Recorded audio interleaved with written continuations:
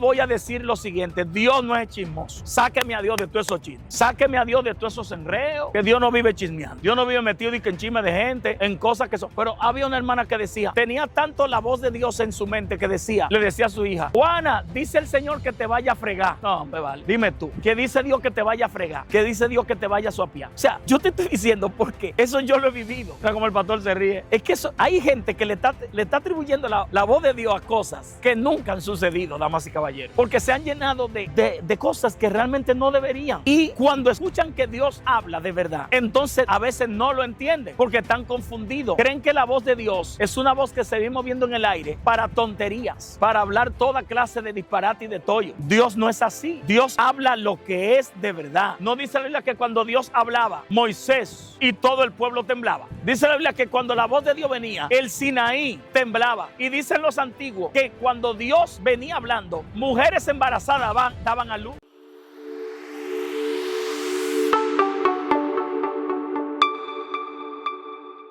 Shalom, shalom, la paz de Dios contigo, bendiciones, Dios te guarde, Dios te bendiga, que haya cielos abiertos en tu vida, que tu familia sea próspera y que la paz, la felicidad y la comunión de Dios sea contigo y con los tuyos. Hoy voy a hablarte bajo el tema el perseguidor. El perseguidor. Si ustedes vamos a recoger algunos análisis bíblicos para traerlos acá. Si ustedes van a la Biblia, se darán cuenta que todo aquel que de una forma u otra fue perseguido era porque tenía algún interés en el mundo espiritual. Un interés no necesariamente de la persona, porque hay personas que tienen intereses en el mundo espiritual, pero no lo saben.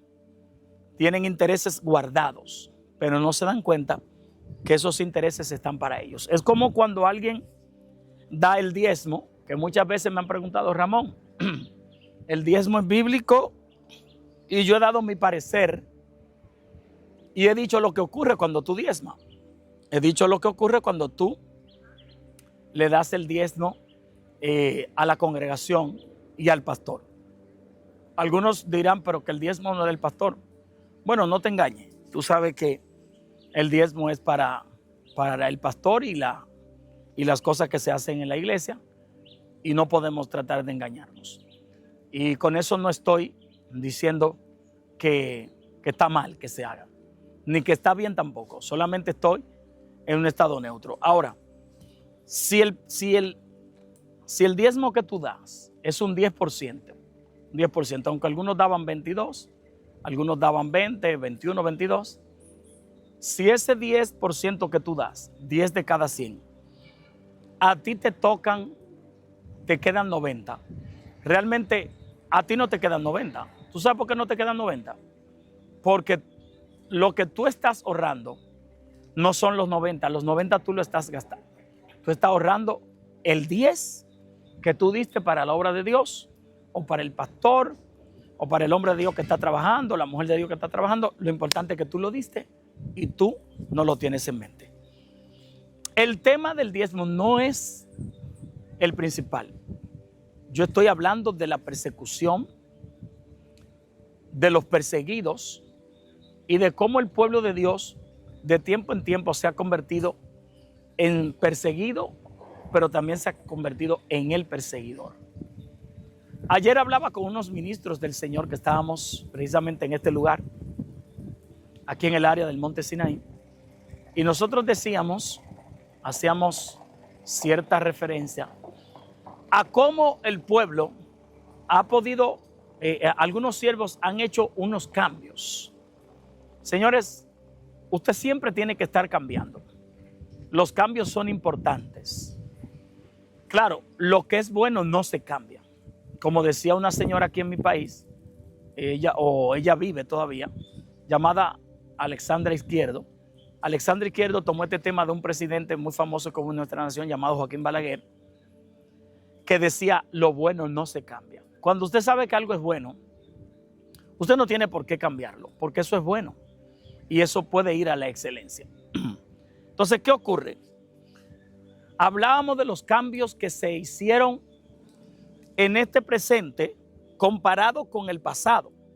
En el pasado usted no podía, las iglesias estaban llenas de gente que si una mujer no iba con una falda de los tobillos hacia abajo, por lo menos era prima hermana de Satanás. Si esa mujer iba con la falda de la rodilla hasta un poquitito más abajo, esa mujer era por lo menos hermana del diablo. Tenía que ir con la falda de los tobillos hacia abajo arrastrando para ser hija de Dios y para ser hermana de Jesús. De lo contrario, esa mujer no era pura, no era santa. Si los hombres iban con un pantalón un poquito apretado, adherido al cuerpo, que no estoy de acuerdo con que el pantalón se adhiera demasiado al cuerpo, porque hay lugares donde ciertos varones, predicadores, ministros, pastores o líderes van a llevar una palabra. Usted no puede ir tú vas a ciertos lugares y ciertos hombres al vestir así ponen en relieve, ponen en problema a ciertas mujeres que están con su mente sana, con su corazón sano y con sus ojos muy sanos, pero de repente llega este hombre y con esos pantalones de esa magnitud, en esa forma, pues se le marca todo, ¿verdad? Y esas mujeres entran en un estado de batalla, así como hay mujeres que también llegan con cierta vestimenta, ya sea pantalón o falda apretadita, y ponen a esos siervos o a esos jóvenes en batalla. El asunto es no irse a los extremos, no exagerar. Y yo conversaba con una pastora que estaba entre el grupo de los siervos. Uno de ellos me pidió, cuando yo fui a Miami, me dijo: Ramón, yo necesito llevarte a mi iglesia, pero necesito que te quites la barba, porque en mi iglesia con barba Dios no te usa. Alaba si te queda una alabanza. Con una barba ellos entienden que Dios no se mueve. Yo en esa temporada alguien me dio un consejo y me dijo: no te preocupes, quítatela, porque eso es algo que nace de ti, pues el evangelio se ha tergiversado, ya no es conforme a la Biblia, sino conforme a los dogmas humanos, porque para los antiguos el mismo Dios le prohibió cortarse la barba. La misma Biblia dice que cuando David vio que los dos siervos que él envió a la ciudad de Siria, a los sirios le cortaron la barba, las puntas. David dijo: no quiero que entren aquí, porque eso era un sacrilegio, era un problema. No quiero que Dios, Jehová, se sienta mal y nos mate a todos. Lo que tienen que hacer es quedarse afuera hasta que la barba le crezca. Y la Biblia dice que ellos retornaron cuando la barba le creció. Hoy día, gracias a Dios que se está cayendo eso, ocurre que si tú vas a ciertas iglesias sin una corbata, tú no predicas, con una barba puesta, tú tienes que obligatoriamente quitártela. Y yo en ese entonces me llevé de la persona que me dijo: no hay problema, dile que sí, no pierda esa oportunidad de ir y llevarle una bendición. Me quité mi barba, fui, prediqué, la administración fue de Dios, pero el mismo Ramón que tenía la barba en el momento y se la quitó, es el mismo Ramón que no tiene barba en el momento. O sea, ¿cuál es el problema? O sea, no, simplemente era un asunto de dogmas. Yo estoy seguro que ahí había personas que si me veían con la barba y veían que yo hablaba en lengua y veían que yo me sacudía y que profetizaba, no se iba a cumplir porque estaba con una barba. Fíjense hasta dónde llega cómo las personas ponen dogmas en sus ojos, en su mente y en su corazón, y desvirtúan las cosas divinas. Ayer, cuando hacíamos este comentario en el monte, una de las pastoras me decía: ¿tú te acuerdas cuando nosotros nos convertimos? Como yo tenía mi pelo, y ella ahora tiene un pelo un poquito diferente, y ella me decía: en esa época, si yo me ponía el pelo un poquito suave como lo tengo ahora, me llevaba el diablo. ¿Por qué me llevaba? Porque todo el mundo iba a decir que yo estaba cerca del infierno. Me dijo: llegó un momento que oré y supe por la Biblia que eso no me condena delante de la presencia de mi Señor, y crecí en un nivel de conciencia para saber cómo darle un trato a los seres humanos, a los hermanos, sin que ellos se sientan mal por lo que yo estoy haciendo y sin yo hacerlos sentir mal por lo que hago al mismo tiempo o por lo que ellos hacen. Y me dijo, pero vi algo y fue que me levantaron reuniones. Reuniones vienen y reuniones van. Y habían personas de esas que profetizaban mi mal. Me dijo la pastora, hubo un momento que a mí me profetizaban ciertos hombres de Dios que llegaban a la iglesia o mujeres me profetizaban la muerte. Me decían, Dios te va a matar porque tú hiciste eso en el cabello. Dios te va a matar porque ya tú no estás en la línea de la sana, ustedes saben. Dios te va a matar porque tú te compusiste el cabello a ese nivel. Pero ella me dice, en ese entonces yo podía murmurar más rápido. Cuando yo no lo hacía, criticaba más rápido. No porque yo me hacía aquello, sino porque tenía un nivel de conciencia diferente a lo que yo porto hoy. Ella me dijo, yo me di cuenta que el trato con los seres humanos es más importante que lo que yo pueda usar para agradar a los hombres. Porque el trato es el que Jesús dijo. Ama a Dios sobre todas las cosas, pero también ama a tu prójimo como a ti mismo. ¿Y cómo yo amo a mi prójimo como a mí mismo? Cuando yo no le deseo mal, cuando yo no le deseo mal, cuando yo lo bendigo, cuando yo deseo el bien para ese ser humano, cuando yo no le envidio lo que consigue, cuando yo no soy egoísta, cuando yo deseo que ese ser humano sea bendecido aún más que yo. Y ella me dijo, yo estoy en eso de que la persona que esté a mi lado sea incluso más bendecida y más bendita que yo. Dice ella, en las reuniones hablaban de mí. Y eso no se da con ella. Eso se ha dado con muchos creyentes. Porque hoy día aparecen unos Saulo de Tarso que te condenan exactamente por lo que ellos piensan. No ni siquiera por lo que Dios dice. Y muchas veces le atribuyen a Dios una voz que no salió de la voz de Dios. Dios me habló, pero hay que ver que Dios fue que te habló. Jehová me dijo, ¿qué te dijo Jehová? Jehová me dijo que tú estás mal. Jehová me dijo que porque tú tienes ese pantalón así, que es diferente a como te lo ponía antes, varón, ya Dios me habló mal de ti. Yo voy a decir lo siguiente, Dios no es chismoso. Sáqueme a Dios de todos esos chismes. Sáqueme a Dios de todos esos enredos, que Dios no vive chismeando. Dios no vive metido en chisme de gente, en cosas que son. Pero había una hermana que decía, tenía tanto la voz de Dios en su mente que decía, le decía a su hija, Juana, dice el Señor que te vaya a fregar. No, me vale. Dime tú, ¿qué dice Dios que te vaya a fregar? ¿Qué dice Dios que te vaya a suapiar? O sea, yo te estoy diciendo porque eso yo lo he vivido. Mira cómo el pastor se ríe. Es que eso, hay gente que le está atribuyendo la voz de Dios a cosas que nunca han sucedido, damas y caballeros. Porque se han llenado de cosas que realmente no deberían. Y cuando escuchan que Dios habla de verdad, entonces a veces no lo entienden porque están confundidos. Creen que la voz de Dios es una voz que se viene moviendo en el aire para tonterías, para hablar toda clase de disparate y de tollo. Dios no es así. Dios habla lo que es de verdad. No dice la Biblia que cuando Dios hablaba, Moisés y todo el pueblo temblaba. Dice la Biblia que cuando la voz de Dios venía, el Sinaí temblaba. Y dicen los antiguos que cuando Dios venía hablando, mujeres embarazadas daban a luz. Mujeres preñadas daban a luz ahí mismo. Animales morían. Personas le daba infarto y caían. ¿Qué pasó? ¿Por qué hemos cualquierizado la voz de Dios? ¿Por qué hemos puesto la voz de Dios tan baja? ¿Por qué decimos que Dios en todo está hablando?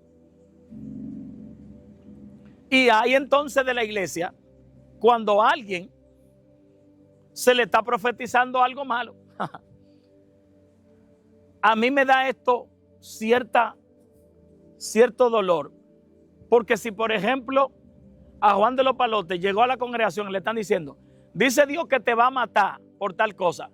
Hay gente que danza, habla lengua y corre. ¿Y por qué no lo agarramos e intercedemos por él? Señor, ten misericordia de él. Señor, ten misericordia de ella. Entonces nosotros nos reímos. Porque ya Dios dijo que lo va a matar. Nosotros lo que hacemos es que nos reímos. Y hablamos en lengua.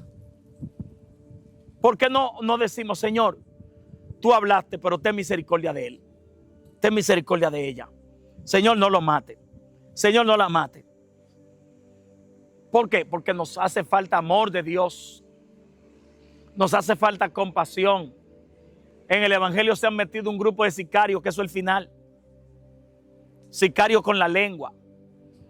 Sicario a nivel de que no me importa lo que le pase a mi hermano. El sicariato está dentro de la iglesia, el sicariato bíblico. ¿O tú crees que eso nada más fue para los antiguos? Había un sicario que era terrible llamado Saulo de Tarso, que mataba. La Biblia dice que frente a él mataron a Esteban a pedrada. Y él decía, esto es para la gloria de Dios. La iglesia católica en la Edad Media mató en la Inquisición cientos de miles de gente solamente por no decir, yo no creo en la iglesia católica. Porque decían no creo en la iglesia católica. Y decían creo en Jesús. Por eso lo mataban.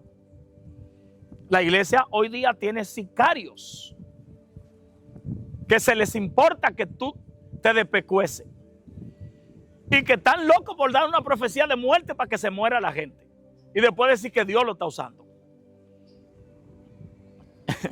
Esto está fuerte, Miguel.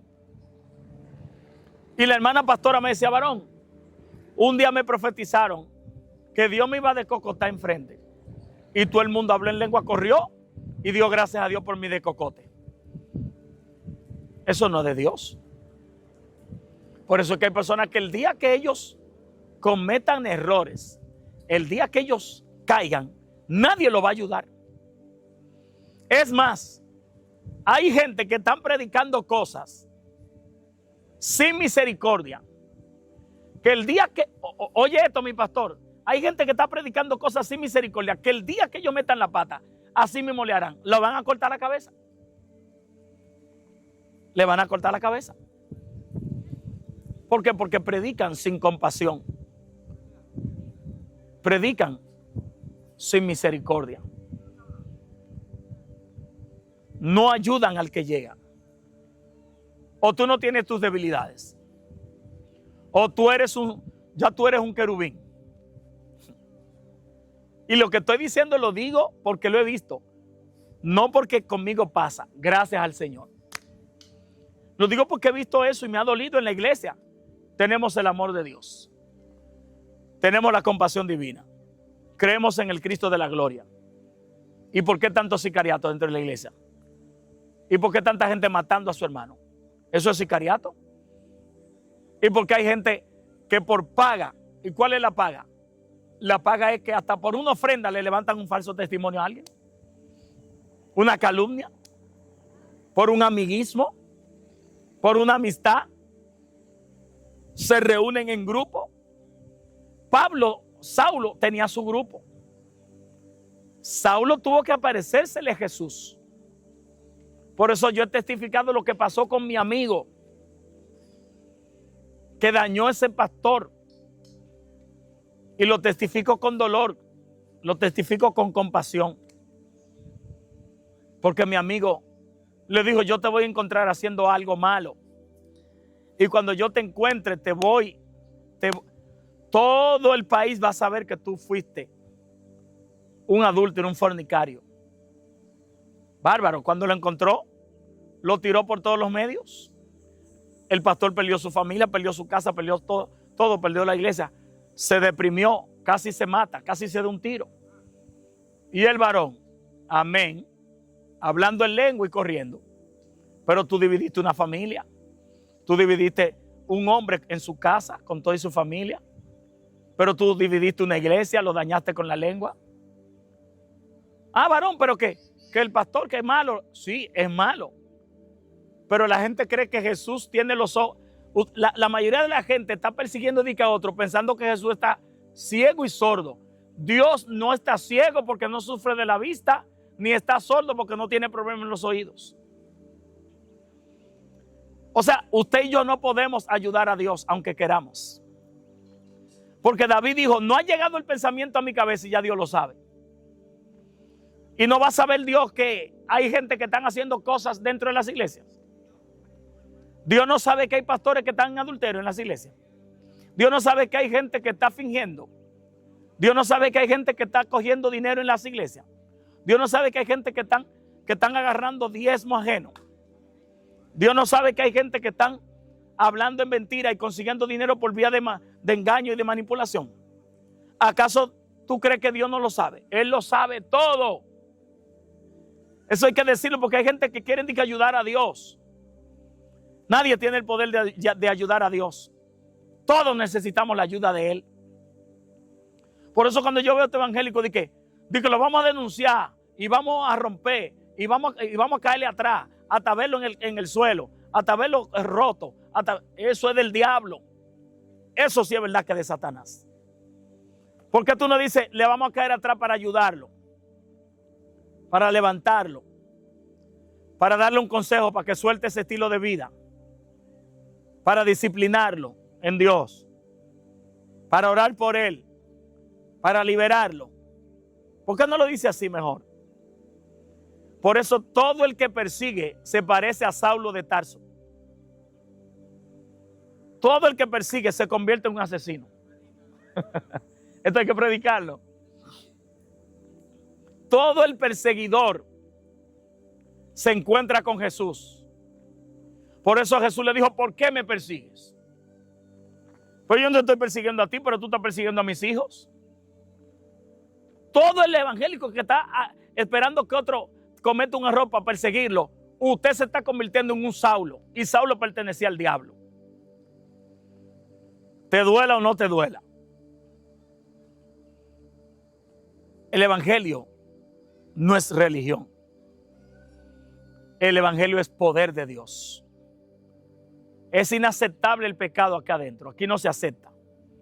Es inaceptable que aquí la gente venga a coger esto de ridículo y a hacer ridiculeces y a cometer pecados. Aquí se corrige el pecado, pero aquí no se mata a nadie, porque aquí no somos sicarios. En ese sentido, traigo a colación lo de la pastora, porque ella me dijo, varón Ramón, si fuera por el hombre yo estuviera muerta.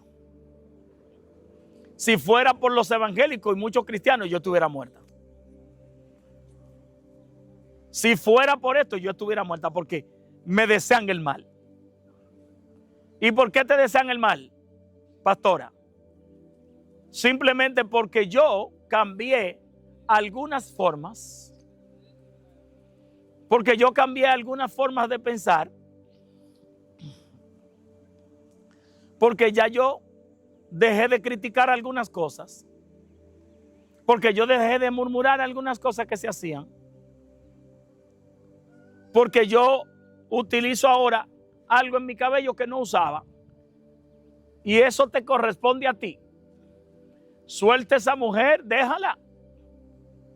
Ella se va a encontrar con el gran yo soy.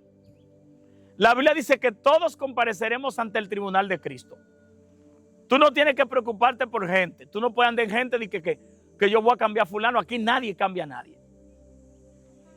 Aquí la palabra de Dios a través del Espíritu es que cambia al ser humano. Por eso Jesús dijo, las palabras que yo les he hablado, Juan 6:63, son espíritu y son vida. Ellas cambian. Y cuando el Espíritu venga, Él le llevará a toda verdad y a toda justicia. No es Ramón, no es Miguel, no es el pastor. Es la verdad la que te hace libre. Y esa verdad está en cada ser humano que la quiera recibir. No es una verdad que es mía. Yo no tengo esa verdad. Esa verdad vino a mí. Pero esa verdad no es mía. Esa verdad es de Dios. Lo que pasa es que esa verdad de Dios se manifiesta en mi vida para que yo sea verdadero.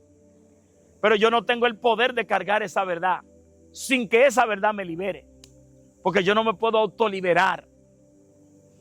Es necesario que la iglesia entienda eso, que ya está bueno de que nos dividamos por asunto de que a mí no me agrada fulano porque él usa esto, o porque ella usa aquello, o porque este hombre usa esto. No, no, no. Olvídate que aquí el cambio lo da el Mesías, lo da Jesús de Nazaret. Hay gente que Dios los ha llamado con tú y su trapo, con tú y su ropa. Los ha llamado con eso y después le cambia eso. Hay gente que Dios lo llamó con la pistola y después Dios le dice, entrégame la pistola y agarra mi Biblia. Hay gente que Dios le llamó con una faldita cortitita, mujeres, y con pantaloncitos hasta acá, y con licras, y con ropa cortita. Suéltame el tema. Dale a Cristo la oportunidad de que le cambie. Dale a Cristo la oportunidad, que Él es el único que puede cambiar las cosas. Porque el cambio no está en el exterior, el cambio está primero de adentro hacia afuera. Por eso es que siempre tengo el dicho, como es arriba, es abajo. Como es adentro, es afuera. De manera que lo que tú externas por fuera es lo que tú tienes por dentro. Escucha a las personas. Escúchala. Dale una oportunidad. Dale un chance. Que tú no eres el dueño de la salvación. Tú no eres el dueño de la vida eterna. Tú no eres el dueño de la eternidad. El dueño de la eternidad es Dios.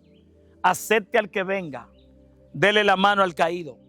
No le dé el pie ni con la punta del mismo. Dígale, el Señor está aquí. El Señor te ama. El Señor es tu sanador. Ore por el enfermo. Compadézcase del necesitado. Abrace aún. Wow, yo estaba en estos días por el malecón y llegó un muchacho pidiéndome dinero para el vicio. Me dijo, deme algo. Yo me quedé mirándolo. Y cuando me pidió dinero para el vicio, le dije, no tengo menudo encima, muchacho, pero me revisé los bolsillos. Tenía 50 pesos. 50 pesos aquí es muy poco dinero. Eso era lo único que tenía a nivel de mi bolsillo. Lo saqué, 2 monedas de 25 y se la pasé. Pero cuando la tenía acá, esa era la herramienta para que él escuchara la palabra de Dios. No se le entregué hasta que él no me escuchó y le dije, mira, lo que te estoy dando no puede hacer nada contigo. Tú lo vas a usar para vicio, con otro más que tú tengas. Pero ese vicio, Dios no te dijo nada. Tú inventaste algo porque te sentías bajo la opresión de esa persona. Tú lo sabes, si te queda una alabanza, suéltala. Yo sé que tú es duro. Yo sé que tú es duro y a mucha gente no le gusta. Pero los que lo escuchen serán bendecidos y edificados. Porque se necesita decir eso en la iglesia. Esa mujer rica millonaria me llamó y me dijo, me están manipulando. Varón, dime qué hago. Digo, ciérrale, bloquéalo. Bloquea a toda esa gente que no están detrás de ti, sino de tu dinero. Porque hay gente que le interesa más lo que tú tienes que lo que tú eres. Hay gente que el día que te vieron a pie, ni siquiera te saludan. Cuando te ven montado, todo el mundo quiere, varón, sierva. ¿Tú sabes qué hago yo en ocasiones? Mucha gente no me saluda, amada, y yo subo un video o una foto de un avión. Al momento en mi Facebook, tanto el mundo diciéndome, está aquí en Nueva York, está aquí en Estados Unidos, varón. Y todo el mundo felicitándome y yo en mi casa sentado. Alaba. ¿Tú sabes por qué lo hago?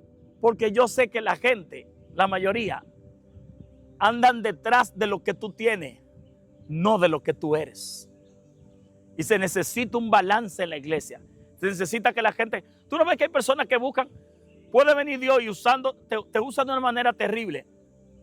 Y ellos tenían una ofrenda para un hombre que Dios lo usa también, o una mujer. Pero el día que tú fuiste, Dios te usó más, pero la ofrenda que tenían para él no te la dan. Porque tú no tienes un nombre. Pero Dios te usó más. Dios hizo más maravillas a través de ti. Porque aquí el asunto no es el medio. Aquí el asunto es el final. Aquí el asunto es la intención con la que se hacen las cosas. Dios, el mismo Dios de ese, es el mismo Dios mío. El mismo Dios de aquel. Y si lo utilizó, aquí no es fulano. Aquí no es perencejo, aquí no es mengano, es Dios. Y si Él lo hace, Él es que siempre lo ha hecho. ¿Quieres darte cuenta quiénes son tus amigos? Comienza a decirle que tú estás pasando por un proceso. Pruébalo. Estoy pasando por un pequeño proceso. Se te mandan todos. Se te van todos. Dile que hay una situación económica, que tú lo que estás ahora pasando, nadie te da la mano, nadie te habla. Pero dile que tú conseguiste 2 millones de pesos para que tú veas que se te acercan de ahí a ahí. Porque la mayoría de la gente, lamentablemente en el evangelio, no han utilizado la sagacidad con la luz. Han utilizado estrategias. Y con las estrategias no se llega como cuando tú utilizas la luz. Así que en este día quiero que tú entiendas esto. Jesús dijo, ganen amigos, y voy a concluir, por medio de las riquezas injustas. Si tú no tienes dinero para dar, da de lo que tú tienes. Da cariño, da amor, da ternura, dale un abrazo, dale la mano, dale un buen consejo. Varón, yo no tengo dinero como tenía el mayordomo. El Señor no dice nada más de dinero. El Señor dice riquezas injustas, pero eso es para el que tiene dinero. El que no tiene, da lo que tú tienes. Porque hay gente que están esperando tener para dar. Si no empieza temprano, cuando tenga, si llegas a tener, nunca va a dar. Porque cuando va a amanecer es cuando más oscuro se pone. Y el día más claro puede llover. Entonces, cuando tú entiendes eso, la cosa es diferente. Si llegaste a esta parte final, espero que no te haya ofendido. Y si te ofendiste, cámbialo, si lo haces. Y utiliza la luz que tienes para ganarte a los de la luz. Y con eso te puede ganar también a los de la oscuridad. Gánatelos. ¿Y cómo me lo gano, Ramón? Con tus actitudes y tu conducta. Sin orgullo, sin arrogancia, sin pedancia, sin ser o creer que tú eres la última Pepsi, ya que la Coca-Cola está demasiado mencionada. Ve a mi canal, Ramón Cabral Oficial, suscríbete y dale un me gusta. Y te dejo con este contenido. Hasta la próxima y que el Padre te bendiga y te guarde.